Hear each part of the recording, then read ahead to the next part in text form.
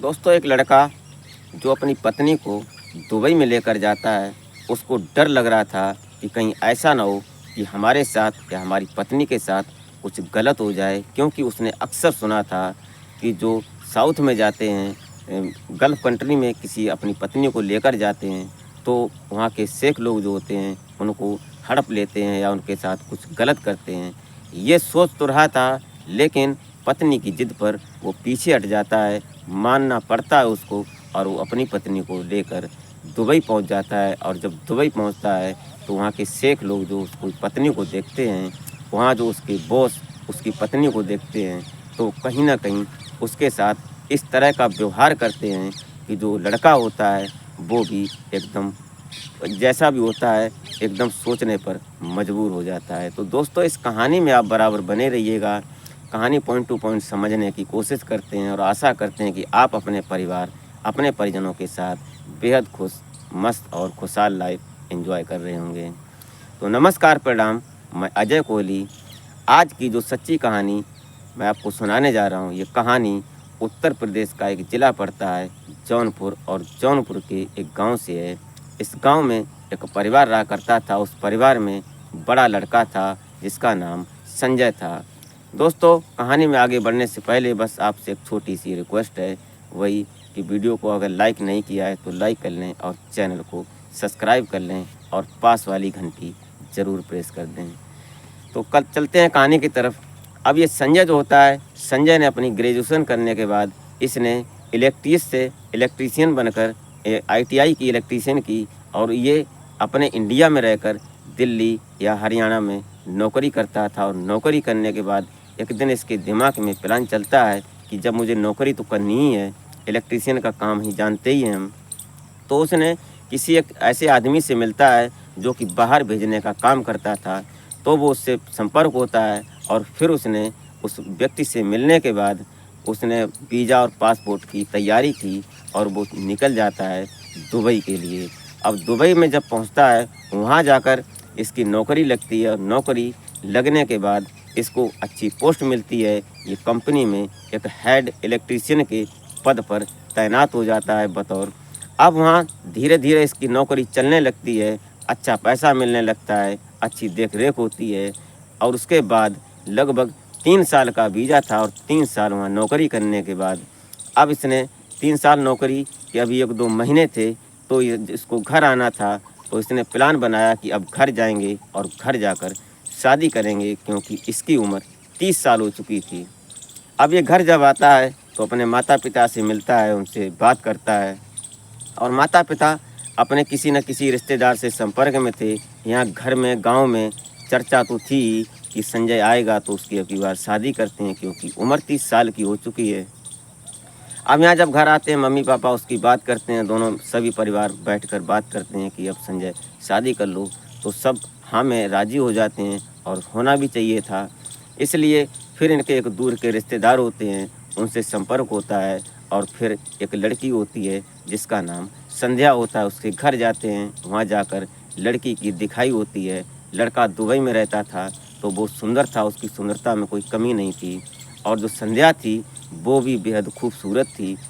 अब दोनों की शादी तय हो जाती है और फिक्स तारीख में इनकी शादी हो जाती है। 2003 में शादी होने के बाद अब ये वहीं पर रहते हैं, लगभग 1 महीना साथ में रहते हैं पति पत्नी। और उसके बाद दोनों बहुत अच्छी तरह से प्यार हो जाता है पति पत्नी में, क्योंकि नई शादी हुई थी। अब लगभग 1 महीने के बाद इसका जो संजय था, इसको वापस जाना था दुबई। अब दुबई जाने के लिए इसने अपनी पत्नी को जब बताया कि मेरा टाइम आ गया है, मुझे जाना तो है ही, संध्या मुंह लटका कर बोलती है कि तुम बाहर जाओगे और मुझे अकेला छोड़ दोगे, फिर हम कैसे रहेंगे, ये और वो, हम तुम्हारे बिना रह नहीं पाएंगे। क्योंकि प्यार करते थे, पति पत्नी थे, दोनों में बातें तो होती हैं। और बातें होने के बाद लेकिन संजय का भी दिल नहीं करता था कि ये वो दुबई जाए, लेकिन करे क्या, पैसे की बात थी इसलिए उसको जाना तो था ही। अब इसने अपनी बात हो जाती है, बात होने के बाद इसने अपना फिर रिप्लाई भेजा और ये दोबारा 1-1.5 महीने के बाद दुबई पहुंच जाता है। अब जब दुबई पहुंचता है तो हर दिन संध्या संजय से बात करती है फ़ोन पर, और अक्सर यही बात कहती है कि तुम्हारे बिना दिल नहीं लगता, मुझे अपने साथ ले चलो, अपने पास रखो या यहीं पर आकर रहो। अब उधर संजय था, उसका भी दिल नहीं लग रहा था, तो इसने संजय ने सोचा, अपने शेख से, अपने मैनेजर से बात की कि ऐसा करो, मुझे घर जाना है, मैं नहीं अब रह सकता, आऊँगा फिर। उसने बहाना तो बनाया, उसने प्लान बनाया कि मेरा पीएफ कटा है और जो अभी तक काम किया है 1 महीने से ज़्यादा हो गया है, तो 2-3 लाख रुपए हमारा हो गया होगा, पैसे मिल जाएंगे तो हम अपने घर जाएंगे और उसके बाद अपने घर पर ही कोई धंधा बिजनेस करेंगे और घर पर ही रहेंगे, अपनी पत्नी के साथ, अपनी पत्नी को समय देंगे। ऐसा उसका प्लान था। लेकिन जो मैनेजर था, उसने अपने शेख को बताया कि संजय का यहाँ रहना बहुत ज़रूरी है और संजय घर जाना चाहता है। अगर ये चला गया तो हमारी कंपनी में बहुत लॉस होगा, क्योंकि अच्छा इलेक्ट्रीशियन है, हेड है। ये बातें सुनकर कहीं ना कहीं शेख भी थोड़ा सोचते हैं कि नहीं, उसको रोको, कैसे भी रोके, अच्छा लड़का है। बात होने के बाद अब इसने प्लान बनाया मैनेजर ने। मैनेजर साउथ इंडियन होता है, जो इसका नाम होता है पारस रेड्डी। अब ये पारस रेड्डी अपने शेख से बताता है, तो शेख और जो मैनेजर था, इन दोनों ने प्लान बनाया कि ऐसा करो, इसको बोल दो कि पत्नी को ही यहाँ बुला लो और तुम दोनों लोग यहीं पर रहो, तुम्हारे लिए अच्छी व्यवस्था की जाएगी। लेकिन वहाँ एक रूल है जो दुबई में, कि वहाँ पर जो बड़े ऊंचे ओहदे पर नौकरी करते हैं वही अपनी फैमिली वहाँ रख सकते हैं। मजदूर वर्ग का लोग वहाँ अपनी फैमिली नहीं ले जा सकता है। जैसे कोई मैनेजर हो गया या कोई अच्छी पोस्ट पर है, उसके लिए ये अलाउड है। तो इन लोगों ने प्लान बनाया और उसको फर्जी एक जो इसको अच्छी पोस्ट दी, और पोस्ट देने के बाद इसको वीज़ा बनवाया इसका, और ये फिर वापस आता है। उस वीज़ा के आधार पर, वहाँ के नियम कानून के आधार पर, ये अपनी पत्नी को लगभग 10 दिन के बाद रिटर्न अपने वहाँ दुबई लेकर पहुँच जाता है। वहाँ जब जाता है, उसके बाद जो ये संजय होता है, इसको एक फ्लैट दिया गया था। फ्लैट में अच्छी तरह से व्यवस्था थी, डेकोरेट था। धीरे धीरे 2-4-6 दिन गुजर जाते हैं। उसके बाद सॉरी उसके बाद जो ये संजय के मैनेजर पारस रेड्डी होते हैं, ये बोलते हैं कि तुमने यार अपनी पत्नी को तो लेकर आ गए, लेकिन तुमने अपनी पत्नी से मिलवाया नहीं और कोई पार्टी नहीं दी। तो संजय बोलता है कि पार्टी तो बनती है सर, लेकिन ऐसा करते हैं किसी होटल में करते हैं। उसको डर लग रहा था, लेकिन जो संजय था, जो पारस रेड्डी था, वो बोलता है कि नहीं, अपने घर पर पार्टी दो, क्योंकि होटल में तो हर रोज़ हम लोग खाना खाते हैं, लेकिन हम घर पर खाना खाएंगे और तुम्हारी पत्नी के हाथ का खाना खाएंगे। ये सुनकर संजय शक होता है कि ऐसा ना हो कहीं धोखा हो जाए, उसको डर लग रहा था। लेकिन जो पारस था, उसके साथ में उसका शेख और उसके जो कुछ 2-4 दोस्त थे, उन दोस्तों को लेकर जो ओहदे पर थे, ऊंची पोस्ट पर थे उसकी कंपनी में, वो उसके फ्लैट पर पहुंचते हैं। और फ्लैट में पहुंचने के बाद इन्होंने एक दिन निश्चित कर लिया था, जो शुक्रवार को उस कंपनी की छुट्टी होती थी, इसलिए ये सभी लोग शुक्रवार वाले दिन उसके संजय के यहाँ पहुँचते हैं। और संध्या और संजय आज सुबह से ही उनकी व्यवस्था में लगे थे, खाना बनाने में और अच्छी उनकी आव भगत करने के लिए। तभी ये लोग पहुँचते हैं और जो बीच में जो हॉल था, वहाँ पर जो सोफ़े पड़े थे, ये लोग पहुँचते हैं, इनको वहाँ बैठाया जाता है, इनका स्वागत किया जाता है। उसके बाद खाना और पानी शुरू होता है। धीरे धीरे रात हो जाती है और वहाँ खाने और पीने का भी सिस्टम था, पीने की भी व्यवस्था कर रखी थी उसने। अब सभी लोग खाने पीने के बाद लगभग 11 बज जाते हैं। अब ये सोचते हैं कि नशा इनको ज़्यादा हो गया, तो इन्होंने बोला, जो पारस होता है, इसने बोला कि संजय, तुमने अपनी पत्नी का चेहरा नहीं दिखाया, हम ऐसे कैसे मान लें। तो उसने कई बार बहाने बनाए कि वो गांव की, देहात की लड़की है, देहात की महिला है, वो ये शर्म लगती है, इसलिए वो चेहरा नहीं खोल रही है। उसने कहा ऐसा कुछ नहीं चलेगा, मुझे अपनी पत्नी का चेहरा ज़रूर दिखाओ। जब उस जिद करता है तो फिर वो उसकी जिद के आगे हार जाता है, क्योंकि वो उसका बॉस था, उसका सीनियर था, इसलिए फिर उसको उसकी चेहरा दिखाता है। और जैसे चेहरा दिखाता है तो पारस रेड्डी एक चैन निकालता है सोने की और संध्या को देने लगता है। तो संजय उसको रोकता है कि सर ऐसा मत करो, ये इसकी क्या ज़रूरत है। लेकिन वो कहता है कि नहीं, हमने पहली बार इसके हाथ का खाना खाया है और उसके हमने चेहरा देखा है, तो मुंह दिखाई में हम चैन दे रहे हैं, इससे तुम्हें कोई ऐतराज़ नहीं होना चाहिए। ऐसी बात होती है बड़े प्यार से। लेकिन इधर संजय जो था, ये डर रहा था कि कहीं ऐसा ना हो जाए कि मेरे साथ धोखा हो, मेरी पत्नी के साथ कुछ गलत हो जाए। क्योंकि ये दुबई है, यहाँ पर कोई किसी की सुनने वाला नहीं है हम लोगों की, और यहाँ अगर कुछ गलत हो गया तो मैं कहाँ जाऊँगा, क्या करूँगा, मेरी कोई मदद करने वाला नहीं है। ऐसा उसका विचार था। लेकिन उसने जब उसकी बात हो जाती है तो दूसरे दिन उसने हर दिन शुक्रवार को ऐसा प्लान बनाया कि जो पारस रेड्डी होता है वो हर शुक्रवार को संजय को बोलता है कि तुम्हारे यहाँ ही खाना खाऊंगा। तो शुक्रवार का दिन था और ये पारस रेड्डी सुबह पहुंच जाता है। आज ऑफ था, लेकिन संजय कहीं बाहर गया हुआ था मार्केट में। अब ये जब पहुंचता है तो जो पत्नी थी संध्या, वो थोड़ी झिझक जाती है। तो बोलते ही है कि क्या, पारस बोलता है क्या मुझे अंदर नहीं बुलाओगी। तो मजबूर थी, उसको डर लग रहा था क्यों, और डर मजबूर इसलिए थी कि उसका बॉस था वो, इसलिए उसको अंदर तो बुला लेती है। और जैसे ही वो बैठते हैं अंदर सोफे पर, उसके बाद ये अंदर जाती है और अंदर जाकर संजय को फ़ोन करती है कि जल्दी आओ घर, वो आदमी फिर आ गया है।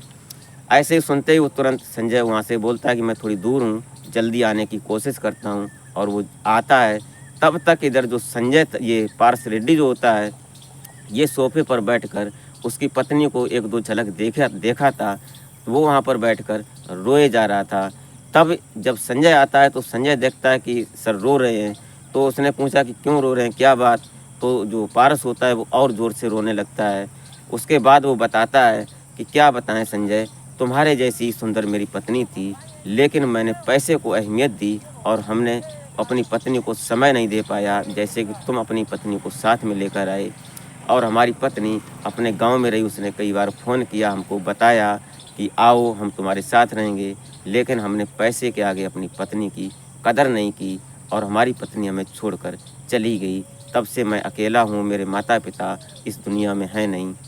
ऐसी बातें सुनकर लेकिन संजय उससे यही सवाल कर रहा था कि सर आप ये बातें हमारी घर पर क्यों बता रहे हो, हमारी पत्नी के सामने क्यों बता रहे हो।